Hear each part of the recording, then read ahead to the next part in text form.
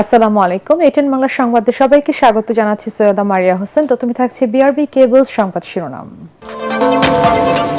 অমর একুশে বইমেলার উদ্বোধন করলেন প্রধানমন্ত্রী। বললেন, জাতীয় মনন ও মেধার বইমেলাকে প্রান্তিক পর্যায়ে পৌঁছে দিতে চান। প্রথম দিনে জনসমাগম কম। সংস্কৃতি ও শিল্পকলায় রাজনীতি কাম্য নয়, 21শে পদক প্রদান অনুষ্ঠানে তারেক রহমান জানালেন, উদার রাষ্ট্র প্রতিষ্ঠায় কাজ করছে সরকার।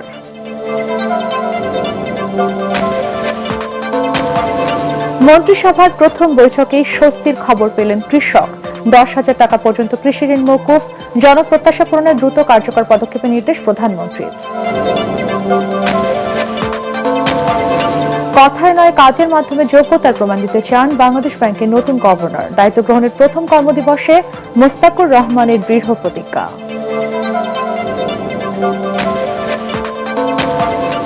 এবং গণভোটের ফলাফল সংশোধন করেছে নির্বাচন কমিশন। মোট ভোট কমেছে 10 লাখের বেশি, যার অধিকাংশ হ্যাঁ ভোট। বেড়েছে বাতিল ভোটের সংখ্যাও।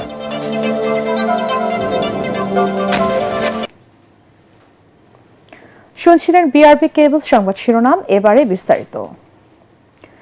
শুরু হলো অমর একুশে বইমেলা।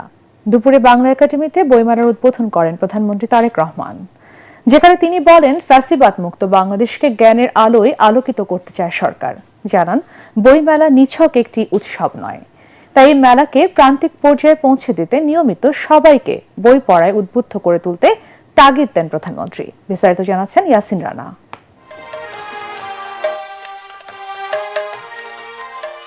পর্দা উঠল প্রাণের মেলা অমর একুশে বইমেলা 2026-এর। বাংলা একাডেমিতে বইমেলার উদ্বোধন করেন প্রধানমন্ত্রী তারেক রহমান।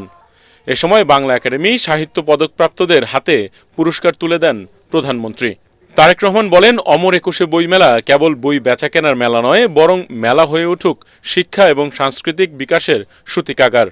বাংলা একাডেমির আয়োজনে 1978 সাল থেকে চালু হওয়া অমর একুশে বইমেলা এখন জাতীয় মেধা মননের প্রতীকে পরিণত হয়েছে। প্রতি বছর মেলার আকার আয়তন বাড়লেও সেই হারে গবেষণাধর্মী বই প্রকাশিত হচ্ছে কিনা কিংবা মানুষের বই পড়ার অভ্যাস বাড়ছে কিনা সেই বিষয়ে চিন্তাভাবনা করার কথা তুলে ধরেন প্রধানমন্ত্রী। প্রতি বছর মেলার আকার আয়তন বাড়লেও সেই হারে মনে হয় গবেষণাধর্মী বই প্রকাশিত হচ্ছে কিনা কিংবা মানুষের বই পড়ার অভ্যাস বাড়ছে কিনা, এই বিষয়গুলো নিয়েও বর্তমানে মনে হয় চিন্তা ভাবনা করার অবকাশ আছে। তিনি আরো বলেন, বর্তমান সময়ে তথ্য প্রযুক্তি মানুষের বই পড়ার অভ্যাসে প্রধান বাধা হিসেবে দেখা দিয়েছে। অনেক উন্নত দেশের বিশ্ববিদ্যালয়ে গবেষকরা বলছেন, ইন্টারনেট ব্যবহারের আসক্তি পড়াশোনার প্রতি শিক্ষার্থীদের আগ্রহ হারিয়ে ফেলার তীব্র ঝুঁকি তৈরি হয়েছে। সময়ের প্রেক্ষিতে জনজীবনে ইন্টারনেট হয়তো অনিবার্য অনুষঙ্গ হয়ে উঠলেও এর নেতিবাচক দিকগুলো সম্পর্কে আমাদেরকে অবশ্যই সচেতন হতে হবে। এর সম্পর্কে সচেতনতা বাড়ানো প্রয়োজন বোধ হয়। বিশেষ করে বইয়ের প্রতি তরুণ প্রজন্মের আগ্রহ বাড়ানোর উপায় আমাদেরকে বের করতে হবে। উদ্বোধন শেষে মেলার বিভিন্ন বইয়ের স্টল ঘুরে দেখেন প্রধানমন্ত্রী তারেক রহমান। প্রধানমন্ত্রী বইমেলা প্রাঙ্গণ ত্যাগ করলে ভিড় করতে থাকেন বইপ্রেমীরা। কেউ আসেন নতুন বইয়ের ঘ্রাণ নিতে, কেউ বা প্রিয় লেখকের সান্নিধ্য পেতে। বাংলা একাডেমি ছোটদের অভিধান, এটা আমার খুব ভালো লেগেছে। আমার মেয়ের জন্য আমি নিব। মানুষের প্রাণের টানেই, মানে একদিকে রোজার সাধনা, অন্যদিকে বইয়ের প্রতি ভালোবাসা। ছোটবেলা থেকে অনেক শখ ছিল আমার মায়ের ভাষা, মাতৃভাষা, এই বাংলা সাহিত্যটাকে নিয়ে কাজে লাগানো, এবং আমি এই আমার ধারণা থেকে আমি এটা কাজে লাগিয়ে একটি উপন্যাস বের করেছি। বাঁশবাগানি মাথার উপর চাঁদ উঠেছে ওই। এদিকে মেলা উদ্বোধন হলেও সারিবদ্ধ স্টল আর প্যাভিলিয়নে এখনো চলছে সাজসজ্জা ও গোছানোর কাজ। ইয়াসিন রানা, এটিএন বাংলা, ঢাকা। এর আগে 21শে পদক প্রদান অনুষ্ঠানের প্রধান অতিথির বক্তৃতায় প্রধানমন্ত্রী তারেক রহমান জানান, জ্ঞান বিজ্ঞানের সব শাখায় দেশ যাতে এগিয়ে যেতে পারে তেমন একটি উদার রাষ্ট্র প্রতিষ্ঠায় কাজ করছে বর্তমান সরকার। তিনি বলেন, সাহিত্য, সংস্কৃতি, গবেষণা, শিল্পকলায় রাজনীতি কখনোই কাম্য নয়। দেশকে এগিয়ে নিতে গুণীজনদের সহযোগিতা চান প্রধানমন্ত্রী। অনুষ্ঠানে 9 জন বিশিষ্ট ব্যক্তি ও একটি প্রতিষ্ঠানের হাতে 21শে পদক তুলে দেন তারেক রহমান। কামরুজ্জামান রাজীবের রিপোর্ট। 21 বাঙালি জাতির সংগ্রাম ও সাংস্কৃতিক চেতনাকে ধারণ করে এগিয়ে যাওয়ার অনন্য প্রেরণা। ভাষা আন্দোলনের প্রেরণায় জাতিকে এগিয়ে নেয়ার অগ্রযাত্রায় যারা অবদান রাখেন তাদের সম্মান জানাতেই 1976 সালে প্রথম 21 পদক প্রবর্তন করেছিলেন শহীদ প্রেসিডেন্ট জিয়াউর রহমান। শুরুতে 3টি বিষয়ে রাষ্ট্রীয় দ্বিতীয় সর্বোচ্চ এই বেসামরিক সম্মাননা পুরস্কার দেয়া হলেও বর্তমানে 12টি ক্ষেত্রে বিশেষ অবদানের জন্য দেয়া হয় এ সম্মাননা। রাজধানীর ওসমানী স্মৃতি মিলনায়তনে শিল্পকলা, শিক্ষা, সাহিত্য গবেষণায় গৌরব উজ্জ্বল অবদান রাখা 9 জন বিশিষ্ট ব্যক্তি এবং এক প্রতিষ্ঠানের হাতে 21 পদক 2026 তুলে দেন প্রধানমন্ত্রী তারেক রহমান। এরা হলেন অভিনয়ে ফরিদা আক্তার ববিতা, চারুকলায় ডক্টর মোহাম্মদ আব্দুস সাত্তার, স্থাপত্যে মেরিনা তাবাসসুম, সঙ্গীতে আইয়ুব বাচ্চু, নৃত্যে অর্থী আহমেদ, পালাগানে ইসলাম উদ্দিন পালাকার, সাংবাদিকতায় শফিক রেহমান, শিক্ষাক্ষেত্রে অধ্যাপক ডক্টর মাহবুবুল আলম মজুমদার, ভাস্কর্যে তেজস হালদার যশ এবং প্রতিষ্ঠান হিসাবে ব্যান্ডদল ওয়ারফেইজ। পরে প্রধানমন্ত্রী বলেন, গুরুত্বপূর্ণ অবদানের মাধ্যমে যারা রাষ্ট্র ও সমাজকে বিকশিত করতে অবদান রাখছেন, রাষ্ট্রের উৎকর্ষের স্বার্থে তাদের সম্মানিত করতে হবে। জ্ঞান, বিজ্ঞান কিংবা সাহিত্য চর্চার ধারা আরো শানিত এবং বিকশিত হোক, এই প্রত্যাশা করছি আমরা সকলে। শিক্ষা, গবেষণা এবং শিল্প সাহিত্যের চর্চাকে আরো বেগবান করতে রাষ্ট্র এবং সরকার তার দায়িত্ব অবশ্যই পালন করবে। জ্ঞানীগুণীদের কর্ম এবং কর্মময় জীবনের সঙ্গে আপামর জনগণের পরিচয় করিয়ে দেওয়া রাষ্ট্রের অন্যতম দায়িত্ব। তারেক রহমান বলেন, শিক্ষা, সাহিত্য, সংস্কৃতিকে রাজনীতিকীকরণ করা কখনোই কাম্য নয়। দেশ গড়তে গুণীজনদের দিক নির্দেশনার বিকল্প নেই। আমি বিশ্বাস করি, শিক্ষা, গবেষণা এবং শিল্প সাহিত্য চর্চাকে রাজনীতিকরণ করা কখনোই সভ্য সমাজের পরিচায়ক নয়। শিক্ষা, সাহিত্য, শিল্পকলা, বিজ্ঞান ও প্রযুক্তি অর্থাৎ জ্ঞান বিজ্ঞানে সব শাখায় যাতে দেশ এগিয়ে যেতে পারে, নৈতিক মানসম্পন্ন তেমন একটি উদার গণতান্ত্রিক রাষ্ট্র ব্যবস্থা প্রতিষ্ঠার লক্ষ্যে বর্তমান গণতান্ত্রিক সরকার অবশ্যই কাজ করবে। আমাদের এই যাত্রায় দেশের বিজ্ঞজনদের দিক নির্দেশনা অবশ্যই প্রত্যাশিত। বাংলা ভাষা ও সাহিত্য বিশ্ব সাহিত্যের দরবারে আলো ছড়াবে বলেও আশা প্রকাশ করেন প্রধানমন্ত্রী। বাংলা ভাষা ও সাহিত্য নিশ্চয়ই একদিন বিশ্ব সাহিত্যের জগতে আলো ছড়াবে। কামরুজ্জামান রাজীব, এটিএন বাংলা, ঢাকা। 10,000 টাকা পর্যন্ত কৃষি ঋণ মওকুফ করেছে সরকার। মন্ত্রিসভার প্রথম বৈঠকে সিদ্ধান্ত এসেছে, এতে 12 লাখ কৃষক ঋণ মুক্ত হবেন বলে জানান মন্ত্রী পরিষদ সচিব নাসিমুল গনি। তিনি বলেন, সরকারি কর্মচারীদের সময়মতো অফিসে আসার নির্দেশ দিয়েছেন প্রধানমন্ত্রী।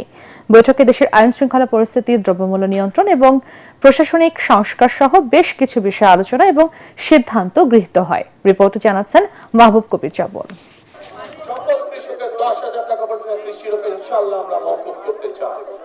নির্বাচনী প্রচারণায় কৃষি ঋণ মওকুফের আশ্বাস দিয়েছিলেন বিএনপির চেয়ারম্যান তারেক রহমান।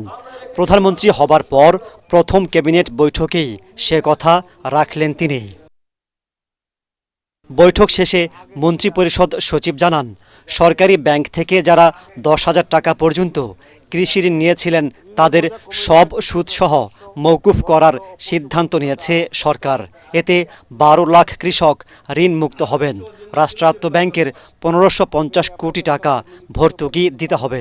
সরকার তার নির্বাচনী ইশতেহার অনুযায়ী শস্য, ফসল, মৎস্য ও পশুপালন খাতে 10,000 টাকা পর্যন্ত কৃষি ঋণ সুদ সহ মওকুফের সিদ্ধান্ত গ্রহণ করেছে। এর মূল লক্ষ্য হল দরিদ্র কৃষকদের সামাজিক নিরাপত্তা নিশ্চিত করা এবং কৃষি খাতের মেরুদণ্ডকে শক্তিশালী করা। বাংলাদেশ ব্যাংকের তথ্য মতে সরকারি, বাণিজ্যিক ও বিশেষায়িত ব্যাংক সমূহ এবং বেসরকারি বাণিজ্যিক ব্যাংক সমূহে 25 ফেব্রুয়ারি 2026 পর্যন্ত সুদ সহ কৃষকদের নিকট পাওনা রয়েছে প্রায় 1550 কোটি টাকা, যা এই মওকুফের আওতাভুক্ত হবে। এই ঋণ মওকুফ করা হলে দরিদ্র কৃষকগণ নিম্নলিখিতভাবে উপকৃত হবে। প্রথমত, এতে আনুমানিক 12 লক্ষ কৃষক, একদম সবচেয়ে যারা দরিদ্র কৃষক তারা উপকৃত হবেন। ঋণের বোঝা কমে যায়, কৃষকরা শস্য, মৎস্য ও পশুপালন খাতে আরও উৎসাহিত হবেন। এতে করে জাতীয় কৃষি উৎপাদন বৃদ্ধি পাবে এবং আমদানির উপর নির্ভরতা কমবে। মন্ত্রিপরিষদ সচিব জানান, সরকারি কর্মকর্তা কর্মচারীদের সময়মতো অফিসে আসার নির্দেশ দিয়েছেন প্রধানমন্ত্রী। প্রথম মন্ত্রিসভাতে যে পিএম নির্দেশ দিয়েছেন যে সবাই টাইমলি আসবেন, এটা হলো যে চাক্ষুষ বিহেভিয়ার দেখা গেছে মানুষের। তো বিহেভিয়ার দেখে যেহেতু অ্যাকশন হয়নি, সেটা প্রধানমন্ত্রী আপনারা জানেন যে নিয়মিত অফিস করেন, সবার আগে চলে আসেন। কর্মচারীরা যদি সঠিক সময় অফিস না আসেন, সকল কর্মকর্তা কর্মচারী সঠিক সময়, সরকারের যে আইনানুগ প্রক্রিয়া রয়েছে সেটা ডিলিজেন্টলি অর্থাৎ নিখুঁতভাবে অনুসরণ করা হবে। প্রধানমন্ত্রী সকালে অফিসে আসায় অন্য কর্মকর্তা কর্মচারীরাও উজ্জীবিত হচ্ছেন বলেও জানান তিনি। সময় সচেতন নিঃসন্দেহে বেড়েছে। আপনার মাহবুব কবির, চপল, এটিএন বাংলা, ঢাকা। কথায় নয়, কাজের মাধ্যমে যোগ্যতা ও দক্ষতার প্রমাণ দিতে চান বাংলাদেশ ব্যাংকের নতুন গভর্নর মোস্তাকুর রহমান। দায়িত্ব গ্রহণ করে প্রথম কর্মদিবসে একথা বলেছেন তিনি। বন্ধ কলকারখানা চালু করে অর্থনীতির চাকা সচলে নীতিমালা প্রণয়ন করবে কেন্দ্রীয় ব্যাংক। মিজান শাহজাহানের রিপোর্ট। প্রথম কর্মদিবসে কার্যালয়ে আসেন বাংলাদেশ ব্যাংকের গভর্নর মোস্তাকুর রহমান। তাকে স্বাগত জানান ডেপুটি গভর্নর সহ কেন্দ্রীয় ব্যাংকের শীর্ষ কর্মকর্তারা। নতুন গভর্নর বলেন, আপাতত কথা নয়, কাজকে গুরুত্ব দেবেন তিনি। নিজ দপ্তরে সিনিয়র কর্মকর্তাদের সাথে বৈঠক করেন গভর্নর মোস্তাকুর রহমান। পরে সচিবালয়ে অর্থমন্ত্রী আমির খসরু মাহমুদ চৌধুরীর কাছে যোগদানপত্র জমা দেন তিনি। বৈঠকের বিষয়ে জানাতে কেন্দ্রীয় ব্যাংকের কনফারেন্স রুমে সংবাদ সম্মেলন করেন নির্বাহী পরিচালক ও মুখপাত্র আরিফ হোসেন খান। তিনি জানান, স্বল্পভাষী গভর্নর সংবাদ মাধ্যমের মুখোমুখি কম হবেন, তবে তিনি মিডিয়া বান্ধব। যতটুকু আগে থেকে তার সম্পর্কে জানি, উনি স্বল্পভাষী। হ্যাঁ, আর এখন যেহেতু উনি রেগুলেটর হয়েছেন, কেন্দ্রীয় ব্যাংকের গভর্নর, তার মুখ তা আগের চেয়ে আরো কম সচল থাকবে, এটা স্বাভাবিক। তবে মিডিয়া বান্ধব উনি থাকবেন, কেন্দ্রীয় ব্যাংক মিডিয়া বান্ধব না, এই মেসেজ যাতে না যায়, এটাও আমার দ্বারা উনি আপনাদেরকে এনশিওর করতে বলেছেন। ব্যক্তি স্বার্থে নয়, অর্থনীতিকে চাঙ্গা করতে বন্ধ শিল্প কারখানা খুলে দিতে নীতি প্রণয়নের নির্দেশ দিয়েছেন কেন্দ্রীয় ব্যাংক গভর্নর। কলকারখানার মালিক এথিক্যালি তাকে আমরা সোসাইটিতে অ্যাকসেপ্ট করি না, কিন্তু সেই কলকারখানায় যে কয়েক হাজার কর্মচারী কর্মকর্তা কাজ করে, তাদের বিষয়টা তো আমাদেরকে মাথায় রাখতে হবে। তাদের জন্য বিকল্প কর্মসংস্থান তো রাষ্ট্রের পক্ষে রাতারাতি করা সম্ভব না। তখন ওই কলকারখানা যেভাবেই হোক আইনের আওতায় এনে ব্যাংক যদি আবার ফাইন্যান্স করে, তারা যাতে ফুল পেজে ব্যবসা করার সুযোগ পায়, অন্যথায় তারা তো আবারও পুনরায় খেলাপি গ্রাহকে পরিণত হবে। ইউনূস সরকারের নিয়োগ দেওয়া গভর্নর আহসান এস মনসুরের চুক্তি বাতিল করে বুধবার নতুন গভর্নর হিসেবে নিয়োগ দেওয়া হয় ব্যবসায়ী নেতা মোস্তাকুর রহমানকে। মিজান শাহজাহান, এটিএন বাংলা, ঢাকা। পোশাক খাতের সাথে সংশ্লিষ্ট নবনির্বাচিত সংসদ সদস্যদের অভ্যর্থনা জানিয়েছে বাংলাদেশ পোশাক প্রস্তুতকারক ও রপ্তানিকারক সমিতি বিজিএমইএ। বিকালে রাজধানীর গল্ফ গার্ডেনে নবনির্বাচিত 16 জন সংসদ সদস্যকে সংবর্ধনা দেয়া হয়। এই খাতের উন্নয়ন ও প্রসারে সংসদ সদস্যরা গুরুত্বপূর্ণ ভূমিকা রাখবে বলে আশা প্রকাশ করেন বিজিএমইএ প্রতিনিধিরা। সংবর্ধনা শেষে সমিতির উদ্যোগে ইফতার মাহফিল আয়োজন করা হয়।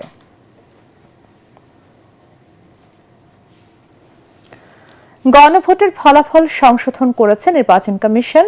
ফলাফল প্রকাশের 13 দিন পর বৃহস্পতিবার সংশোধিত গেজেটে আগে প্রকাশিত ফলাফলের চেয়ে মোট ভোট 10,73,616 কম। এতে হ্যাঁ ও না ভোটের সংখ্যাও কমেছে, বেড়েছে বাতিল হওয়া ভোটের সংখ্যা। 13 ফেব্রুয়ারি রাতে গণভোটের ফলাফল গেজেট আকারে প্রকাশ করা হয়। সেখানে বলা হয়েছিল গণভোটে মোট ভোট পড়ে 7,76,95,023টি, ভোট বাতিল হয় 74,22,637টি, হ্যাঁ ভোটের সংখ্যা 4,82,660 আর না ভোট 2,20,71,726। কিন্তু সর্বশেষ জারি করা গেজেটে বলা হচ্ছে মোট ভোট পড়েছে 7,66,21,407টি, বাতিল ভোট 74,35,196, যেখানে হ্যাঁ ভোট 4,72,25,980 এবং না ভোট 2,19,60,231। অবশেষে রাজনৈতিক দল নিবন্ধনে বাংলাদেশ আম জনগণ পার্টির শুনানি হয়েছে। নির্বাচন কমিশনে। গণবিজ্ঞপ্তি জারি হবার 3 মাস 22 দিন পর শুনানি করল ইসি। বৃহস্পতিবার সকালে নির্বাচন ভবনে শুনানিতে 4 জন নির্বাচন কমিশনার, বাংলাদেশ আম জনগণ পার্টির প্রতিনিধি এবং গণবিজ্ঞপ্তি জারির পর যারা আপত্তি জানিয়েছেন তারা অংশ নেন। শুনানি শেষে উভয় পক্ষের প্রতিনিধিরা সাংবাদিকদের সঙ্গে কথা বলেন। দলটির আহ্বায়ক ও সদস্য সচিব জানান, ষড়যন্ত্রের মাধ্যমে আম জনগণ পার্টিকে নির্বাচনের বাইরে রাখা হয়েছে। অন্যদিকে আপত্তির বিষয়ে নিজেদের অবস্থান তুলে ধরে বাদী পক্ষ। প্রধান নির্বাচন কমিশনার এএমএম নাসির উদ্দিন ও নির্বাচন কমিশনের সিনিয়র সচিব আক্তার আহমেদ শুনানিতে উপস্থিত ছিলেন। রাজধানীর হাজারীবাগে বুধবার রাতে শাহরিয়ার শারমিন বিনতি নামে এক স্কুল ছাত্রীকে হত্যার ঘটনায় সিয়াম নামে এক তরুণকে গ্রেফতার করেছে পুলিশ। ভোরের রাজধানীর কাঁঠালবাগান এলাকা থেকে তাকে গ্রেফতার করা হয়। পুলিশের ধারণা দীর্ঘদিন সিয়ামের সাথে বিনতির প্রেমের সম্পর্ক ছিল। অন্য কারোর সাথে সম্পর্ক রয়েছে এমন সন্দেহ থেকেই শারমিনকে ঠান্ডা মাথায় খুন করা হয় বলে জানিয়েছে পুলিশ। GM তসলিমের report. বুধবার রাত 9:15টার ঘটনা। সিসি ক্যামেরার ফুটেজে দেখা যায় রাজধানীর হাজারীবাগের একটি গলিতে সিয়াম ও বিনতি দুজন একসাথে হেঁটে যাচ্ছেন। কিছু সময় পর রক্তমাখা চাকু নিয়ে দাঁড়িয়ে থাকতে দেখা যায় সিয়ামকে। উদ্ধার হয় বিনতির ক্ষতবিক্ষত দেহ। প্রথমে বিনতিকে স্থানীয় একটি হাসপাতালে নেওয়া হয়। পরে রাত 10:30টার দিকে ঢাকা মেডিকেল কলেজ হাসপাতালে নেওয়া হলে চিকিৎসক তাকে মৃত ঘোষণা করেন। ঘটনার পরপরই সিয়ামকে ধরতে অভিযানে নামে হাজারীবাগ থানা পুলিশ। কলাবাগান এলাকা থেকে অভিযুক্ত সিয়ামকে গ্রেফতার করা হয়। ডিএমপির মিডিয়া সেন্টারে প্রেস ব্রিফিংয়ে রমনা বিভাগের ডিসি মাসুদ আলম জানায়, সিয়াম ঠান্ডা মাথায় এই হত্যাকাণ্ড ঘটিয়েছে। তাদের প্রেমের সম্পর্ক ছিল, তো পূর্ব পরিচিত ধরেই মাঝখানে হয়তো তাদের মধ্যে মনোমালিন্য বা এই সম্পর্কে ফাটল ধরে। তো এটা হয়তো মেয়েটার সাথে আর একটা সে সন্দেহ করতেছিল অন্য কোনো ছেলের সাথে হয়তো মেয়েটার আবার নতুন করে সম্পর্কে জড়াই গেছে।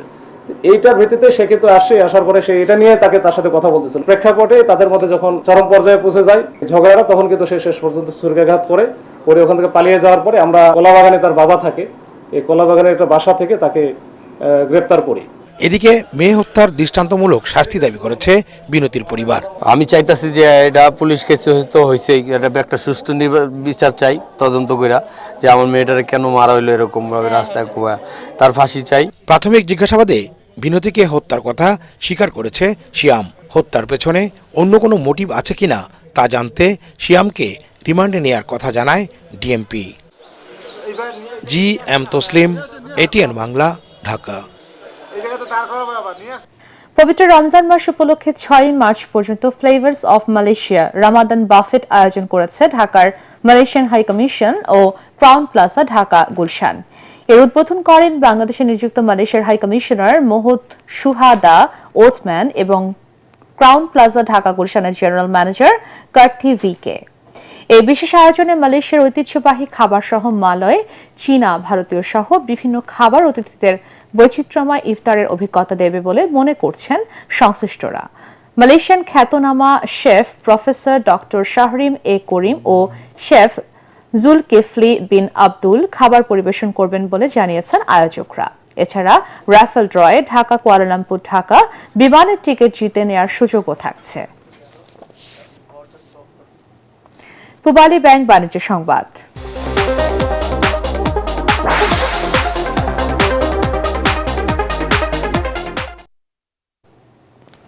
কুমিল্লায় লাক্সারি লাইফস্টাইল ব্র্যান্ড ইলিনের ফ্ল্যাগশিপ স্টোরের গ্র্যান্ড ওপেনিং হয়েছে। বৃহস্পতিবার উদ্বোধনের মধ্য দিয়ে শুরু হওয়া 5 দিন ব্যাপী এই আয়োজন চলবে 2 মার্চ পর্যন্ত। আয়োজনে শহরের বিভিন্ন শ্রেণী পেশার মানুষ, স্থানীয় বিশিষ্ট ব্যক্তিবর্গ এবং সামাজিক যোগাযোগ মাধ্যমের পরিচিত মুখদের উপস্থিতি দেখা গেছে। বিশেষ করে ব্র্যান্ডটির men's wear, women's wear, kids wear, footwear প্রসাধনী সংগ্রহ দর্শনার্থীদের দৃষ্টি আকর্ষণ করেছে। ইলিনের sales operations manager Abu Adam বলেন, কুমিল্লার ক্রেতাদের রুচি ও প্রত্যাশাকে বিবেচনায় রেখে স্টোরটি সাজিয়েছেন তারা। আয়োজন উপলক্ষে স্টোরে বিশেষ ইন স্টোর অফার রাখা হয়েছে। সন্ধানী লাইফ ইন্স্যুরেন্স আন্তর্জাতিক সংবাদ।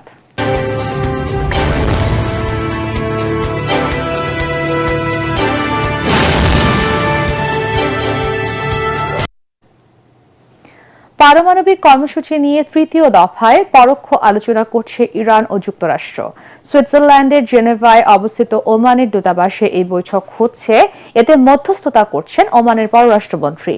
ইরানের পক্ষে নেতৃত্ব দিচ্ছেন দেশটির পররাষ্ট্রমন্ত্রী আব্বাস আরাগচি, আর যুক্তরাষ্ট্রের পক্ষে আছেন প্রেসিডেন্ট ট্রাম্পের বিশেষ দূত স্টিভ উইটকফ। বিশ্লেষকদের মতে যুদ্ধ এড়াতে এটি হতে পারে শেষ কূটনৈতিক সুযোগ, যদিও আব্বাস আরাগচি বলেছেন চুক্তির বিষয়ে ঐতিহাসিক সুযোগ তৈরি হয়েছে। এদিকে যুক্তরাষ্ট্র মধ্যপ্রাচ্যে সামরিক উপস্থিতি জোরদার করেছে। মার্কিন রণতরী ইউএসএস জেরাল্ড আর ফোর্ড গ্রিসের ক্রিট দ্বীপের সুদা বে নৌঘাঁটি থেকে ইসরায়েলের দিকে রওনা দিয়েছে। এর আগে যুদ্ধ বিমান সহ ইউএসএস আব্রাহাম লিঙ্কন রণতরীটি আরব সাগরে পৌঁছায়। সন্ত্রাসবাদের বিরুদ্ধে কঠোর অবস্থান পুনর্ব্যক্ত করে নরেন্দ্র মোদী ইসরায়েলের পার্লামেন্ট নেসেটে এক ঐতিহাসিক ভাষণ দিয়েছেন। তিনি বলেন, বর্তমান সংকটময় সময়ে এবং ভবিষ্যতেও ভারত দৃঢ়ভাবে ইসরায়েলের পাশে থাকবে। সংবাদ মাধ্যম এনডিটিভি জানিয়েছে, নেসেটে এটি ছিল কোনো ভারতীয় প্রধানমন্ত্রীর প্রথম ভাষণ। বক্তব্যে মোদী সন্ত্রাস বিরোধী লড়াই, দুই দেশের ঐতিহাসিক সম্পর্ক, কৌশলগত অংশীদারিত্ব ও অর্থনৈতিক সহযোগিতার বিভিন্ন দিক তুলে ধরেন। 2 দিনের রাষ্ট্রীয় সফরে তেল আবিব পৌঁছে তিনি 2023 সালের অক্টোবরে হামাসের হামলার সঙ্গে ভারতের মুম্বাই হামলার তুলনা টানেন। তিনি বলেন, ভারত ইসরায়েলের কষ্ট অনুভব করে এবং এই মুহূর্তে পূর্ণ বিশ্বাস ও দৃঢ়তার সঙ্গে ইসরায়েলের পাশে রয়েছে। তার আগে বক্তব্য দেন ইসরায়েলের প্রধানমন্ত্রী বেনিয়ামিন নেতানিয়াহু। তিনি ভারত ইসরায়েল সম্পর্ককে গভীর ও বহুমাত্রিক আখ্যা দিয়ে বলেন, এই জোট উভয় দেশের সক্ষমতা বহুগুণ বাড়িয়েছে। মাগুরা পৌর এলাকার 8 নম্বর ওয়ার্ডে ঈদে চাল বিতরণ কমিটি গঠন নিয়ে বিএনপির 2 গ্রুপের মধ্যে সংঘর্ষ হয়েছে।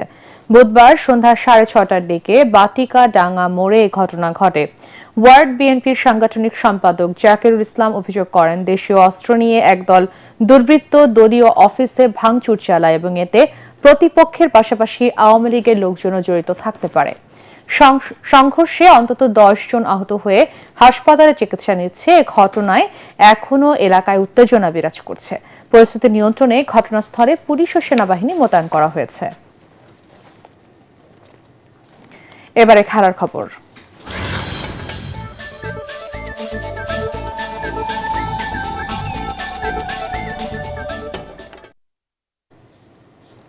সেমিফাইনালে খেলার স্বপ্ন ধরে রাখতে ব্যাটারদের বিস্ফোরক ব্যাটিংয়ে টি-20 বিশ্বকাপে 4 উইকেটে রেকর্ড 256 রান তুলেছে ভারত।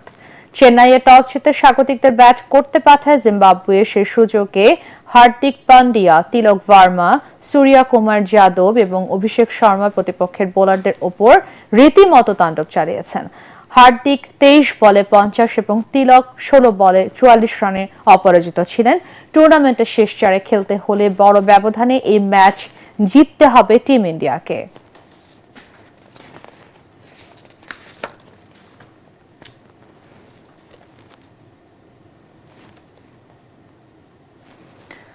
এদিকে সুপার 8-এর আরেক ম্যাচে ওয়েস্ট ইন্ডিজকে 9 উইকেটের বড় ব্যবধানে হারিয়ে সেমিফাইনালের পথে এগিয়ে গেল দক্ষিণ আফ্রিকা।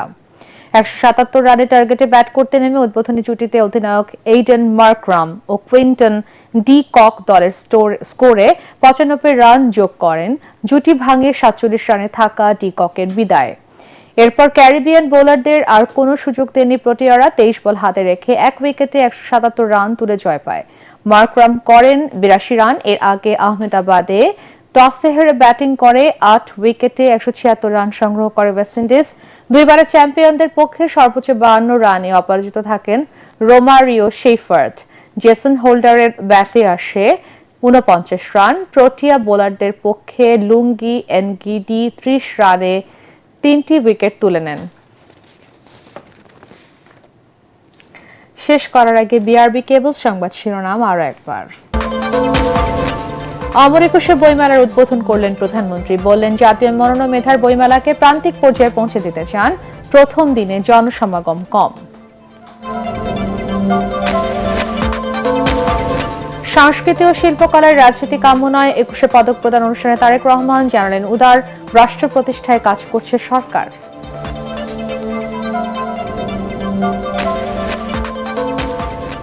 মন্ত্রিসভার প্রথম বৈঠকে স্বস্তির খবর পেলেন কৃষক। 10,000 টাকা পর্যন্ত কৃষি ঋণ মওকুফ, জনপ্রত্যাশা পূরণে দ্রুত কার্যকর পদক্ষেপের নির্দেশ প্রধানমন্ত্রীর। কথায় নয় কাজের মাধ্যমে যোগ্যতার প্রমাণ দিতে চান বাংলাদেশ ব্যাংকের নতুন গভর্নর। দায়িত্ব গ্রহণের প্রথম কর্মদিবসে মোস্তাকুর রহমানের দৃঢ় প্রতিজ্ঞা। এবং গণভোটের ফলাফল সংশোধন করেছে নির্বাচন কমিশন। মোট ভোট কমেছে 10 লাখের বেশি, যা অধিকাংশই হ্যাঁ ভোট, বেড়েছে বাতিল ভোটের সংখ্যাও।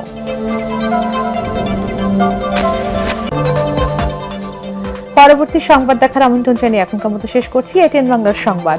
ইউটিউবে দেখতে ব্রাউজ করুন youtube.com/ATN Bangla News। ধন্যবাদ সবাইকে।